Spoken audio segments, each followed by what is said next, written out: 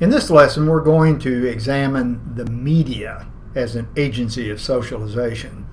But before we begin, I came across a couple of things I wanted to share with you that I thought were an interesting way to highlight something we discussed in the previous lesson, the hidden curriculum. Take a look again at this statement, and I also found this cartoon, which I thought was quite applicable as well.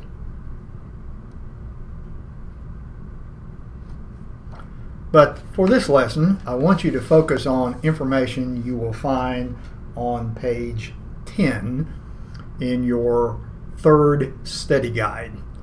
The mass media, and by the way, it is referenced in a generalized degree in chapter 3 in the textbook as well. It includes a variety of forms of communication that reach a large audience without face-to-face contact between those who send and those who receive the messages. So we're including here TV programs, radio broadcasts, websites, video games, music CDs, newspapers, magazines, commercials, and also books, although I found this an interesting cartoon.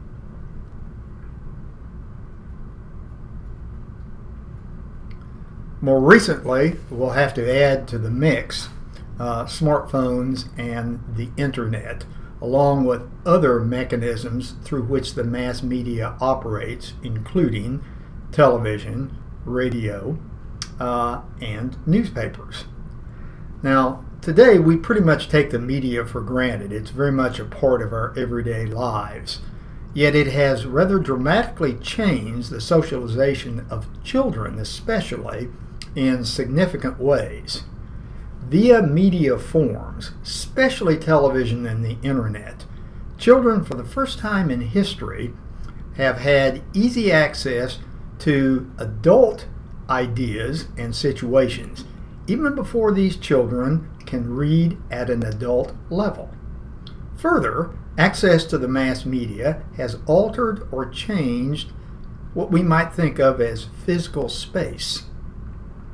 In a child's room or on their own cell phone or tablet, they can witness or experience events and places around the country and the world and have immediate access to many of the lifestyle components of adults. As a result, some researchers have argued, due to, again, the dramatic impact of the mass media as of late, the line that separates childhood and adulthood has become even more blurred. Whereas in the past, and this is the second point I want you to keep in mind, children learned values, beliefs, morals through face-to-face contact with their family and a small number of neighbors. In highly developed and complex post-industrial societies like the United States of America, kids get insights and information from the commercial media. That is to say, large commercial media companies whose main purpose is to sell products and to socialize the young to become active consumers. Some observers genuinely worry about media exports, especially from the United States, in the form of films, TV programming, and the like. They argue they're so saturated with norms and attitudes glorifying individualism and consumerism that they're going to have a negative impact on local cultures and societies, literally creating what some have suggested an Americanized global culture. Yet there isn't a great deal of evidence to support such a concern. Now, some researchers have argued that television in particular is a valuable instrument for education. Critics, however, are quick to charge that this medium, along with video gaming and other forms of the media, actually limits learning. Put in another way, a steady diet of mass media presentations encourages kids to engage in activities that don't really assist them in the development of reading skills. Furthermore, these activities don't really encourage a lot of intellectual activity, rather intellectual passivity. In short, by spending a lot of time on the media, kids aren't engaging in a lot of critical thinking or mental creativity. I came across a Calvin and Hobbes cartoon that more or less highlights the points being made. But I want you to remember that such criticisms are rather hard to prove or disprove. Now, as an agent of socialization, you can make the argument that the media can have some really positive effects. But before we get into those positive effects, let me back off for just a moment. There's a lot of research out there that has shown that daily media use among children, and let's specify, ages 8 to 18, has as of late dramatically increased. In fact, for kids in this age range, 8 to 18, they spend an average of about 7.5 hours a day in the entertainment media, or employing the entertainment media. That adds up to about 53 hours a week. But you want to remember something that's quite interesting. A lot of these kids are using simultaneously a variety of media. They are, you know the word, multitasking. Hence, some researchers note that children are receiving more than 10 hours and 45 minutes of media content in that 7.5 hour time period I mentioned a moment ago. Let's add one more interesting point. Today, people have access to the media 24/7. And there's some interesting studies too that ethnicity and class may play a role.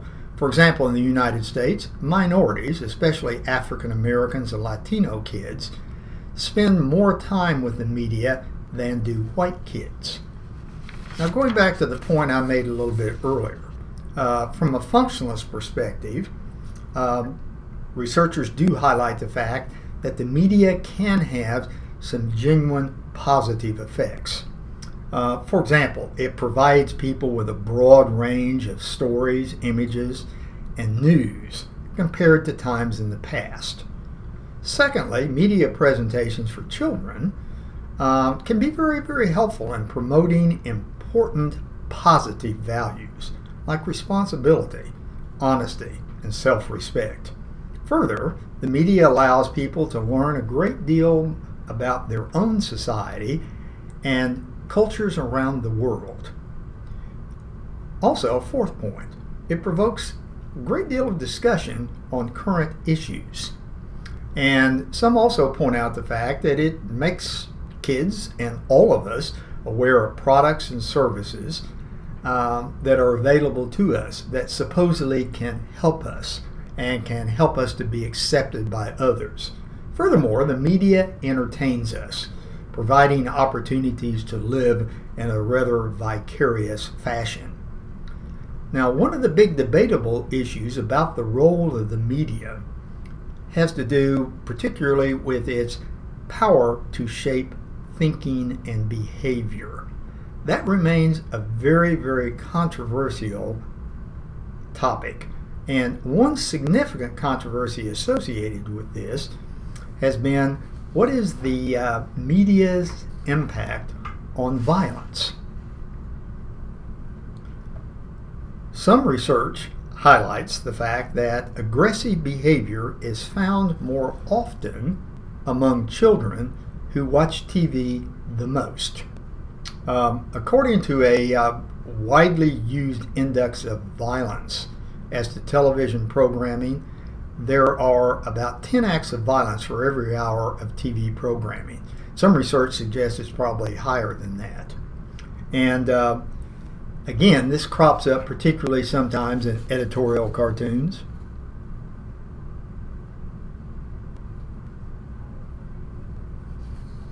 And when it comes to video gaming, came across this interesting notation.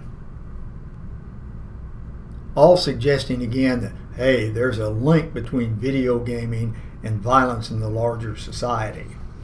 Yet, it's interesting to note from this that the amount of video gaming has gone up as of late, but notice again the total rate of violent crime. It's been generally declining with a very slight increase in 2002, but it's leveled off since then.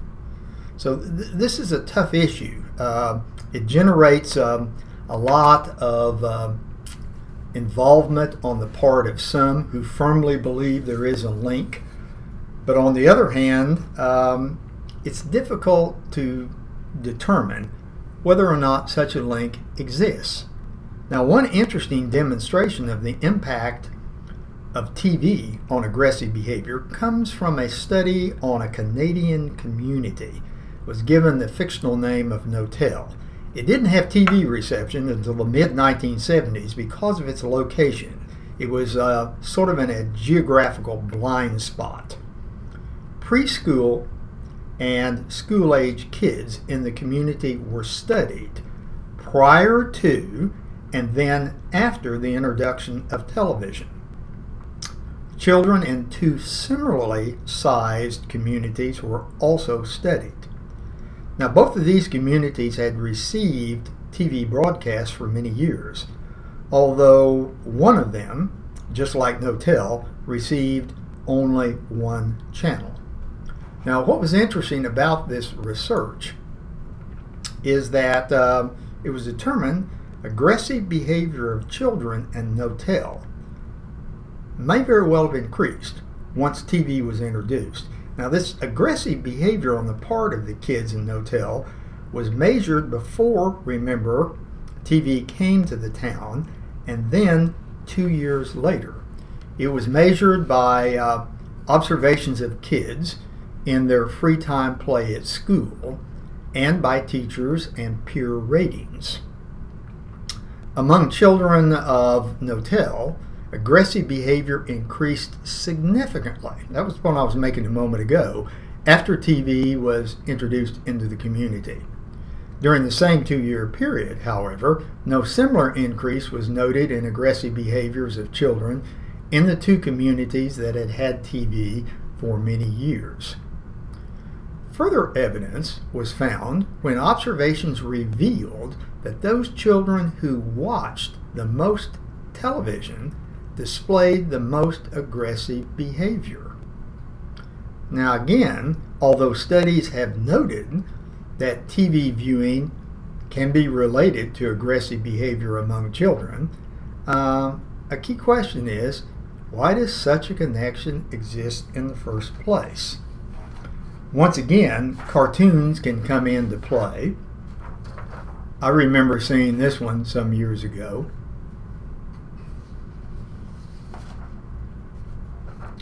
And our buddies Calvin and Hobbes can provide us with some insights as well.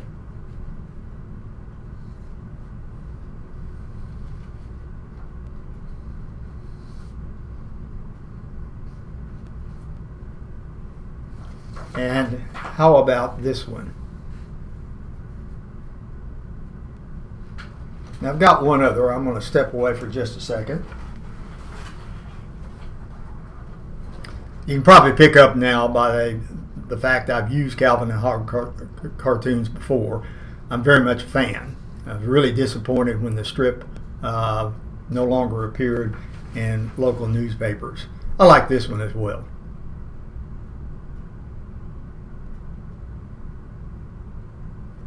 Now, to wrap up, go back to what we were highlighting just a moment ago.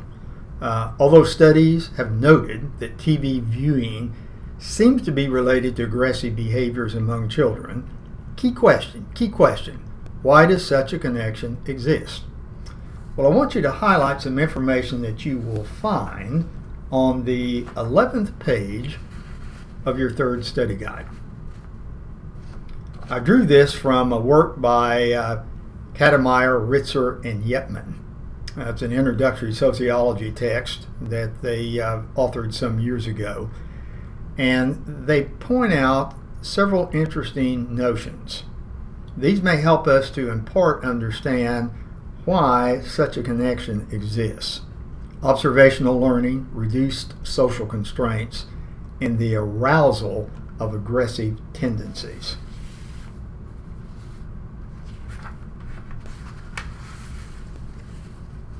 Now, you also want to remember that there are some researchers out there who've long argued that violence and aggressive behavior on TV and in other forms of the media really reflects violence and aggression present in modern society. And I usually always conclude a look at the link between violence and the media with an interesting study that was done some years ago involving a criminologist and a sociologist. They surveyed 266 junior high and high school students with a questionnaire. And one of the questions had to do with highlighting your favorite songs. And the kids were asked to identify their 3 favorite songs, popular songs, and describe what they were about. Some 622 songs were highlighted. 7% were thought to be about sex, violence, drugs, or Satanism. 26% were said to be about love. Okay, roughly around a third. Now, as to the other 2/3, again, by and large, students weren't necessarily that clear. They weren't really sure about what was involved. Many of them stated, well, the main reason I liked it is because it had a great beat. So the authors of this study concluded that parents may be hearing more sophisticated themes in songs than their children are capable of understanding. And they finished up by noting that as far as brainwashing kids or corrupting them, music is a minor factor, if any. So this is a tough question to ascertain. If there is that direct link, what should be done about it? In an open society like ours, that's going to generate quite a value clash. Okay? Until next time.